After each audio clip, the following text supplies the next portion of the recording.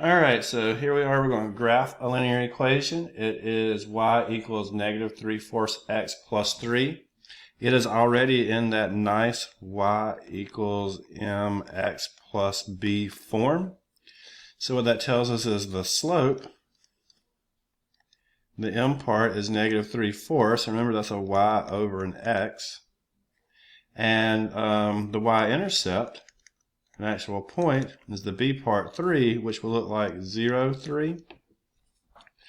So if we want to graph this thing, we're going to take that 3 for y and plot it. Okay, so that's our y-intercept. And then our slope, negative 3/4, is that movement. So negative 3 would take here and come down 3 and then over 4. So that would take us to a point that basically looks like 4, 0.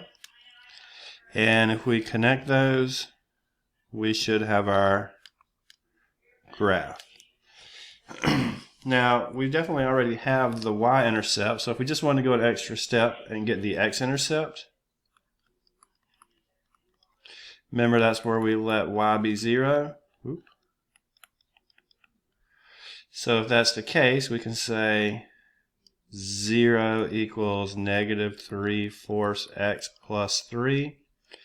We'll move this over, so we'll have 3/4 x plus 3. We can multiply by 4 on both sides, get rid of the fractions. Ooh, slight mistake here.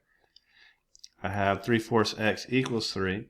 So multiply by 4, I'll have 3x equals 12. Divide by the 3, I'll have x equals 4, which is the point 4, 0, which is the same thing that showed up on our graph. So both of these points, our x and our y-intercept, did show up on the graph, even though we didn't need the x-intercept to graph it from the form we were given.